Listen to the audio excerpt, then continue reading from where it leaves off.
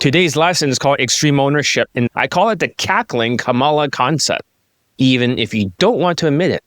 It's a pattern almost like a script that plays out exactly the same way every single time. So let's just say that this student is probably 99% Latino, okay? So for this Latino student, what would they do? What are their 4 steps? Number 1, and it happens every single time. I'm on the call with them, or I texted them, or a group chat, and I spot a mistake. I say, maybe you didn't do the drill right. Maybe you skipped the assignment, or you're still using that weak, fast cortisol written speech. So I told them something about them. So what happens next? Like a sociopath, the second I call you out, before I even finish the sentence, you already are scrambling for an excuse. It's pretty much automatic, because sociopaths have to be right. They have to win at all costs. So therefore, they're going to shift the blame and say, they'll make an excuse. Oh, John, I was just tired this day, or I was just not doing it correctly because of XYZ reason, or the weather was bad, or John, I just thought you meant something else for the homework assignment. No, you didn't. You just didn't do it right, and you know it, because sociopaths have to shift blame. Number 2, here comes the subtle blame shifting. Now that you're not just making excuses, you're trying to slide the blame onto me, saying it's my fault. You might not say outright, but you're thinking it. You're like, maybe John didn't explain it well enough. Like, it's your fault then. Okay, it's my fault. Okay. Maybe the instructions were not detailed enough, or maybe the program is too frustrating. So you're saying my frustrating program is the reason why you're stuck. No. You start poking holes, trying to shift the blame. So first excuse is number 2, you shift the blame. Number 3 is my favorite part. You give yourself a pat on the back. Okay? You act like you deserve a gold star for showing up. Then all of a sudden, you'll start listing your achievements. And these achievements are not even a big deal. No one cares. So the achievement is, oh, I got a girlfriend before. It's, oh, you're supposed to have a girlfriend before. Or I made $20,000, therefore I'm good enough. As, dude, you have $18,000 of fucking expenses. It's like, you made like $2,000 or something, and then you have no money left, and you're broke as a joke. And they're like, oh yeah, you're right. And then they try to say something else. I've done this, or something like that. Pat on the back. So you're special, good for you. But that is to protect their narcissistic personality disorder, your massive ego, because it's under attack. Because you have such low self-esteem because you've been losing lately. Too much cortisol means that the winner loser effect. The more you win, the more testosterone you get. The more you lose, the more cortisol you get. So it starts to wipe out your memory and making you lazy. However, you're just gaslighting yourself. What's step number 4? I call you out again, but I remind you of something with receipts. I say, wait a minute, you just made an excuse that you poed before. Every time you bring a woman in the car, you poed. And I show them in a screenshot how he did not fuck her. And just because you maneuver her to a car does not mean there's a pole. And he's, oh yeah, now I remember. And he start laughing. Ah, you're right, John. Sometimes with the exact audio, or I screenshot it, I remind you of what you forget. And then you're like, oh shit, I did make that mistake. And I was like, yeah, you did. So if you made the mistake, then you deserve to be called out. Those are the steps, right? So we call this a new concept. I've never seen this before, but it's happening this year a lot. So I call it the Cackling Kamala Concept. So the Cackling Kamala Concept. So sociopaths have to win at all costs. That's the truth. So the reason why I'm seeing this year, and the reason why, think about it this way. If there were like a couple of students who got late this year, and I need more students, I need to build an army. Today, I'm going to be pushing my Elite Bundle Resurrections really hard. I'm recruiting for my John Elite Army, obviously. The first 2 days, I did not. But if there are a couple of students that got laid, what happened to the rest of them? What patterns are they having? Because they're all sociopaths. Don't get me wrong. The students who got laid, those 4 students, they're all sociopaths, like to the max. These guys are all sociopaths. But the difference was excuses. These guys used to make excuses until they got beaten up so badly because I'll tell you the truth. The Indian student who got laid, he's actually like super black-pilled. He's been black-pilled to hell and back. Okay? He's been so fucking black-pilled. He's, oh, John, my hair is fucking falling out or something. Women don't like that. Shut the fuck up. And the other guy, the Jewish white guy who got laid, he's PUA pill. He's like massive PUA pill. Because he's, oh, should we just learn more game? And he was stuck when he was learning game. Believe it or not, even for that half white, half Jewish guy, when he focused on game only and not social skills, social calibrations, emotional control, he did not get laid. He got stuck. So he wasn't enough until he learned these 3 things. Then he was enough. Isn't that weird? And also the other guy who's Asian, who got that stripper, he's the biggest fucking red pill guy of all the students. He is like Mr. Red Pill. But he put his mental bullshit aside just long enough and did it my way. The only difference is that they didn't make excuses at that time, like the Death Star, right? Where all the beams go together in this big ball, and then it has a small bunch of beams together. It makes like a large beam, and it shoots down a planet in Star Wars. At that time, the excuses, they shut the fuck up. All the beams go into one, the focus, and then they do everything I say, and automatically they get laid. It wasn't, oh, they got laid in 7 days or whatever, 5 days, 1 day. It wasn't like that. It was more like, shut the fuck up, stop making excuses. All the beams converge. Bing! Oh, and the planet is gone. That's the secret, is not to have the cackling fucking Kamala concept. And the reason why Kamala Harris was laughing like, like a fucking witch, right? It's very simple. Because she's a sociopath with a narcissistic personality disorder. She's laughing whenever her integrity gets attacked. So she starts cackling. So I call it the Cackling Kamala Concept. Excuses, shifting the blame, giving yourself a pat on the back, here's my accomplishments, and then you get reminded of your fuck-ups, and I show you evidence, and you're like, oh yeah, I forgot. Of course you forgot. It's almost like the students that have a double chin. Whenever I deal with them, I start getting a fucking double chin, because that's how they frustrate their life. Another student will start losing their fucking hair, and when I have to deal with their fucking dumbass cortisol zombie behavior, I start losing my fucking hair. It starts getting thinner. And then when I cut them out or bend them, and then all my hair grows back, or the other guys, I get fucking skinnier. Like, all the fat that was in my face just disappears. Does that make sense? It's almost like they frustrate themselves to the point, or else they have no muscle mass. It's all wiped out because of the cortisol. The cortisol wipes out their muscle mass, so therefore they have nothing left, and their whole body's very thin. I'm not saying that affects me directly, but I'm just saying, when you deal with a person that is losing their hair, they're double-chinned, they're getting older, and they're getting fat with a huge fucking belly due to cortisol, there are self-induced issues by making fucking excuses. They're shifting the blame. Then it's not their fault. It becomes very sociopathic.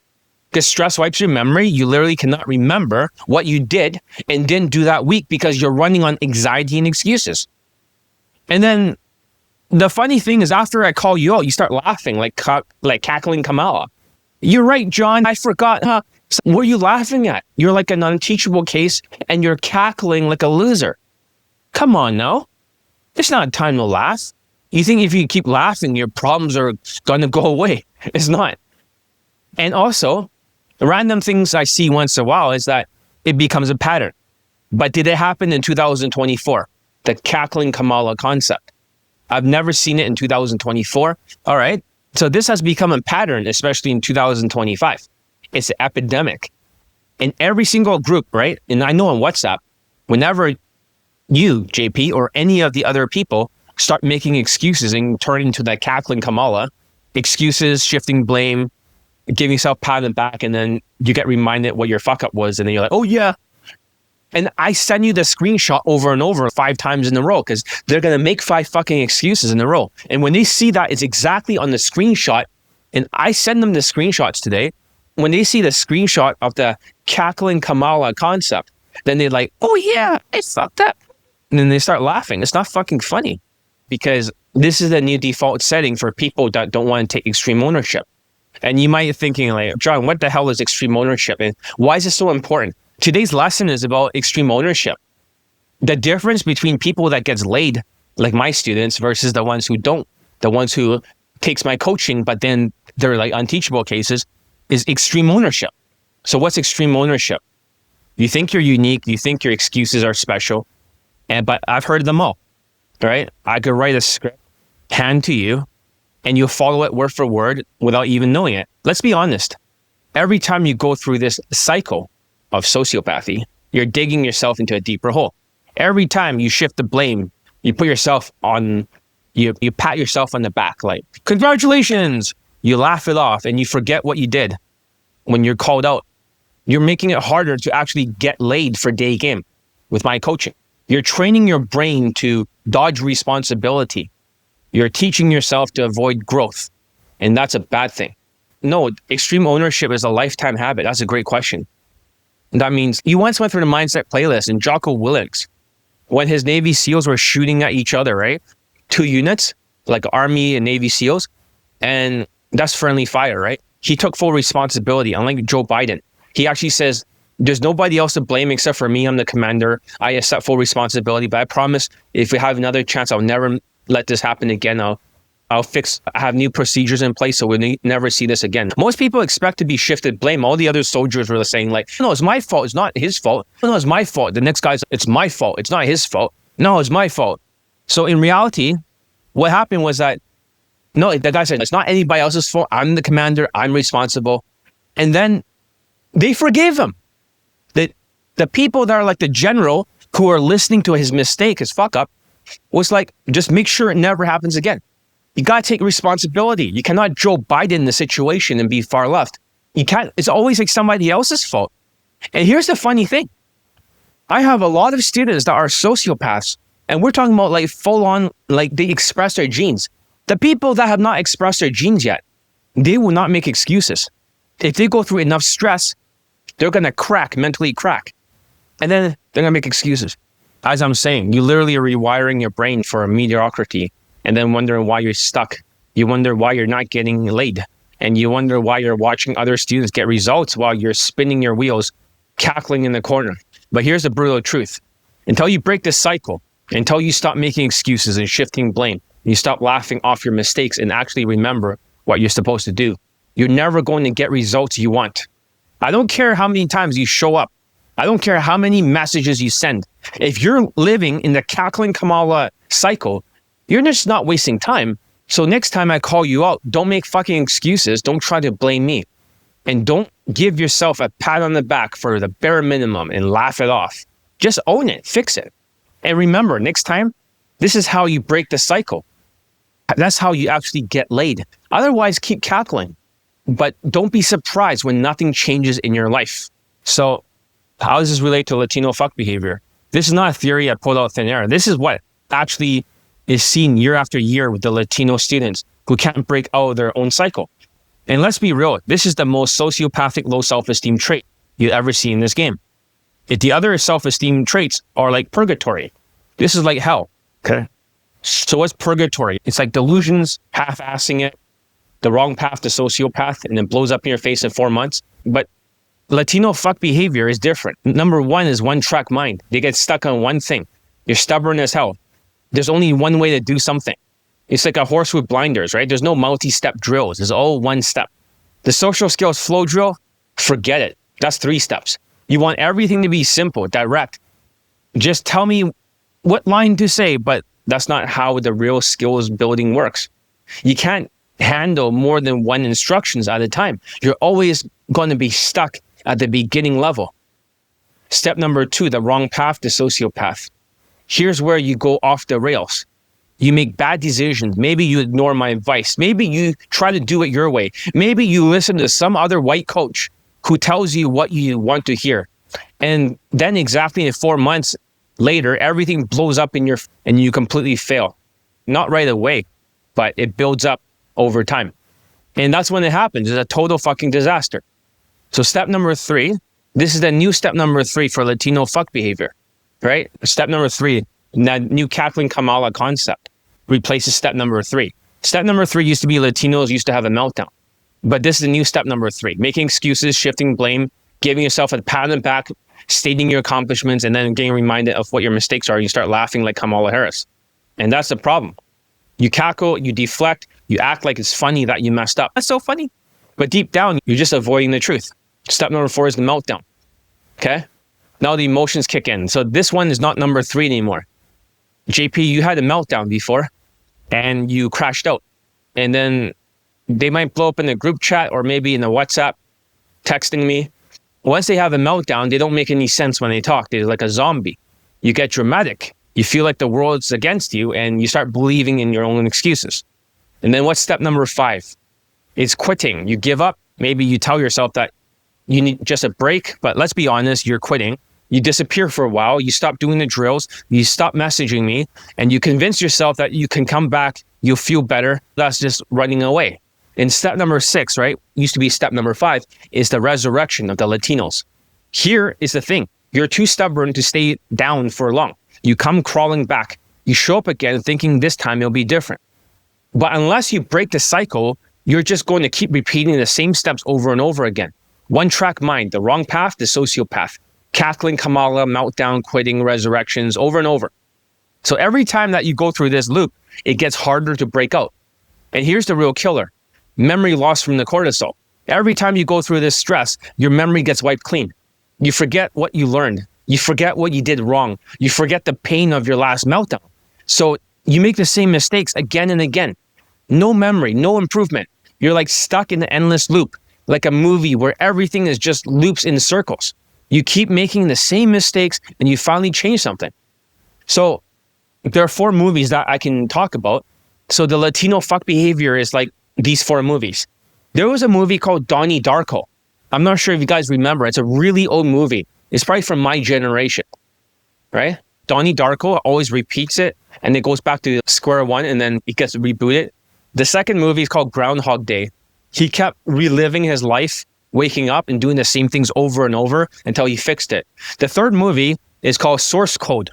So I think it's the same actor as Donnie Darko. Source Code is a movie where a bunch of fucking terrorists, they blow up this train and then it keeps repeating over and over. And then he gets rebooted back into the body. He sees the same people, the same events. He starts trying to change things around. It keeps blowing up. And then eventually he keeps making enough changes and then he was able to escape from there and start a new world. That's like the movie. That's the concept of it. That's what you guys are going through over and over. No, never. Oh, that's convenient. So if you're not at fault, right, because you're a sociopath, win at all costs and you're never wrong and you don't feel guilt and you have opinions as facts, if you're never wrong, then how come you're a fucking loser and your whole fucking life is falling apart? So as I'm telling you right now, if you want to stay stuck, if you want to guarantee failure, just keep blaming everything and everyone but yourself. But if you want to actually win, you have to kill this habit. You must never shift the blame. Not to me, not to the economy, not to women, not to looks theory, Asian masculinity, whatever the fuck. Not to your parents, not to your upbringing, not to your city, not to your genetics, none of it. Because the second you start pointing the fingers outwards, you just gave away all your power. You're saying that I'm not in control. I'm just a victim of my circumstances. Exactly. She needs to take extreme ownership. They're like, whoa, that's too extreme. No, you have to be so fucking extreme that everything in your life is your fucking fault. If it's meant to be, it's up to me. You're like, that's extreme, John. You need to have extreme fucking ownership. Does that make sense? But that's too much. A lot of you guys can't do it. As soon as you tell the students that we're sociopaths, you need to fix this because you're late. No, I'm only late because the car did not work. And besides that, shut the fuck up. Because once you pull the fucking handbrake, then guess what happens? Once one fucking excuse, shifting the blame. You think you're going to fucking do it? Let's say you want to go to the gym. Oh, it's too hot today. Oh, it's too cold today. Oh, it's raining. Shut the fuck up. You think you're going to go to the fucking gym? You're not going to end up in the fucking gym because you made one excuse. You pulled the handbrake, the car stopped moving forward, and everything is wiped out for 24 hours. You cannot make excuses and you cannot shift blame. Yesterday, we're talking about the internal stuff, right? They all have to win at all costs, even if it means lying to themselves or others to protect their narcissism. They never apologize even when they're dead wrong. They'll go on the attack, especially if you point out their mistakes, and they'll shift the blame with Cackling Kamala. For those of you who are looking at this now, and I was talking about earlier, Cackling Kamala is basically, as soon as I call you out on your mistake, you'll first of all, immediately you make an excuse. Then you'll shift the blame where it's my fault or somebody else. And then you start to list all your accomplishments, why you have enough value. And then I call you out how you fucked up and I show you a screenshot. You said this and you did not do it. And you're like, oh yeah, now I remember. It means they have no memory. So because you weren't doing anything, you were not responding at all for 2 days. That now, Lo, you have a short fuse, right? Oh, watch this. This guy's doing a Cackling Kamala right now. Watch. So Mr. M is doing Cackling Kamala. Watch. We'll let him speak, okay? So order place, thanks, okay? So now he's going to shift the blame to me. Watch it. Dude, why do you kick me out? Lo, you have a short fuse. So first of all, he made excuse and he shift the blame to me. And then plus you gave me these things Tuesday. Plus I already listened to the flow drill 6 times. Okay? That's exactly it. The flow drill is the accomplishment. So you see that? Here's a Cackling Kamala concept. Okay? Let's break this down. Right? You shifted the blame on me for having a short fuse, but you don't respond at all. You make an excuse how you got this on Tuesday, right? It's already Thursday and you just bought it right now, right? How did I know you bought it before? If you can get the screenshot. Plus right now you're listing your accomplishments, right? You're saying that you listened to that social skills flow drill thing 6 times. Do you see that? You're doing the Cackling Kamala and I'm on YouTube live right now talking about the Cackling Kamala, right? I know money does not grow on trees, but it is your responsibility to take extreme ownership, right? If you have money problems, it is your fault because you're not listening to my suggestions on how to fix it, right? I have the 5 buckets concept. We talked about this before. I talk about this all the time, right? Lots of Latinos have already gotten over their money problems. A lot of them have actually been broke. They're 5-figure debt and they got out of it. Oh, I don't have money problems. Well, excuses. Are you sure about that? If you don't have money problems, then you can pay for the entire elite access right now. See what? Now you got to remind them. That's a step number 4 of Cackling Kamala. You see that? And this is not bullshit. This is happening right now at this second. Like right now. So what do you Latinos have to say about it? It's real. Cackling Kamala is real. Oh, he's going to shift the blame. You see that? This is a Latino fuck behavior. You think I was making this stuff up? And there's Latinos here. Latinos all act like this. Marco will do the same thing. JP will do the same thing. BC will do the same thing. They all done it. This is a sociopathic mentality. It's a business account. Yeah, I have a social account with Amazon, but wait for it to arrive. Money is 2-day transit business. Lets me get discounts anyways. Take some extreme ownership, right? Have you finished your mindset playlist? I'm going to make you update it. JP has not finished it. You bought all this stuff right now because you had to, in order to prove a point, to shift the blame. It's no big deal. You just click a button. Right? So from now on, I want everything much faster. You did not sign a contract, a commitment contract. I don't want to be waiting for many days to get a response or waiting for weeks to get something done. JP did not finish his mindset playlist yet, right? The new guy did not. You're going to start adding some new items on it because I'm going to put something on top, right? Did you know for the newest student, I actually wrote something on top and he has to populate his playlist with his fuck ups. So he's going to be calling himself out. He has 2 days to do it or he's banned for 2 weeks. I can take a screenshot for you so you can look at it. What's on top of this newest student's thing right now. I did this like yesterday, even though I did not have time to populate it. Okay, I'm going to show him that. Then when you show him, he'll be like, oh yeah, now I remember. Watch this. So here's the Google Drive. Let's look for the guy's playlist. Okay. At least this way you can see it, right? And you can learn from it. So yeah, I hope he doesn't mind me sharing this. Okay. Do you see that? Do you see the thing in red, right? That's all his fuck ups. So basically on top of every single video, I put the thing in red. He has to populate at the end of the sentence of the takeaways, right? Which you did not do properly. You just basically wrote word for word exactly what was on the video. But eventually you learn how to be more creative. Now he has to plug in this thing right into the playlist at the end with the red color. Does that make sense? So you have not finished the mindset playlist because it still needs to be updated. Same with the other newer student. Okay. Once you finish that with the newest update, I'm going to update for you. Then you are finished and I can make the text to speech, right? Speed of implementation is everything. It really is. It's not, let's do something within a week or 2 later on. And JP has never finished his mindset playlist. He hasn't even finished it. Not even close, right? JP is the other Latino guy. He's on the YouTube stream right now watching it, right? If you know what the mindset, okay? If you know exactly what the social skills flow drill is, can you tell me what you have learned? At least I can quiz you and check. So what are the 3 main steps of the social skills flow drill? Let's see if he's done it. I can't believe we captured this on air. It's just like literally happening in front of everyone. So what is the social skills flow drill 3 steps? The playlist still needs to be updated, right? You've only done the first phase.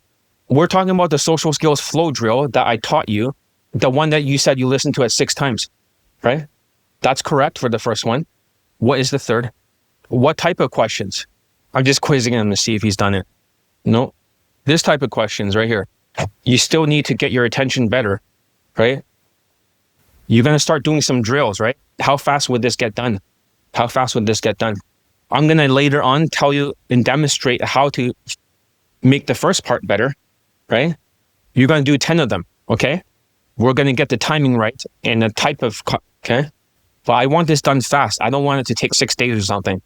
I know you're very busy, but at the same time, you have 2 jobs. I know. But sometimes you need to make this into a higher priority, right? Sometimes with ADHD, right, it occupies your mind like the RAM in your computer, right? It can be completely overloaded with 2 jobs, right? But it is still an ADHD trait. With time management and also making this a higher priority, you can get these things done a lot faster. But you must make a decision that you move the priority up. This is not the last thing. Otherwise, you're not going to make huge improvements and you're going to have a lot of delays. So later tonight, when I finish the 5-day challenge, how long is it going to take for the next assignment? Normally, I'm not supposed to train you because you did not sign a contract. But let's say, for example, I demonstrate it. How long is your homework assignment going to take? Is it going to be 4 days, 5 days? Or is it going to be like 1 or 2 days? If you can make 1 or 2 more days, I can start teaching you more stuff right away. You just have to listen to it 6 times and just try your best to do it. Even if you mess up, we can always tweak it. I'll move you back to the group when the next assignment is being done faster. All right, let's continue. So they really take a toll on my mental health. So I don't like having slow students. That's all I'm saying. And if he wants to blame me for having a short fuse, well, waiting for 6 fucking days for a homework assignment is not a short fuse. And that's when the Cackling Kamala Concept happens. You remind them that the homework assignment takes 6 days to do. For the mindset playlist is something else. I'll explain it later on. So basically the mindset playlist is incomplete. It's like a 3-step process. You have gone through phase 1. We're going to have to go through phase 2 very soon. The second part is usually all the mistakes that you're making. Like for example, delays and stuff like that. I'm going to write it all in red on the top, right? You'll be waiting on the audio. But then again, unlike the last one, it's not going to take 6 days to get through it 6 times. It's going to be done in 1 day or maybe 2 days at most. So as soon as you get it tonight, then the timer starts, right? You look at the people in the group, right? You saw the 21-year-old Latino guy. He's very fast, right? Even though he's not perfect. He always somehow gets it done. Even though he doesn't feel like it, it overrides his mindset. It is not fast. Faster than Marco, for sure. This is exactly the problem, the Cackling Kamala Concept. This is like a self-congratulations. Let me show you the concept again. Watch, he's going to declare his memory is good. You see that? You see that? Self-congratulations. You did not even remember the social skills flow drill about the last part. And now he's going to be like, oh yeah, you were right. So I'm just talking with this student right now. So should we go back to other examples when you forget about stuff? I don't think you have a good memory. I think it could be so much better. I could always go back and look at all the examples of things that you might forget, but I don't have time for that. Why don't you accept that cortisol will wipe out your memory, right? Do you want me to find proof of that? Let's see, cortisol wipe memory. Okay. Don't take my word on it. It says that it's hard to learn new things, and also it's hard because the inflation can affect this down. So, yeah. This is why a lot of your classmates do not have any working memory. Let's see.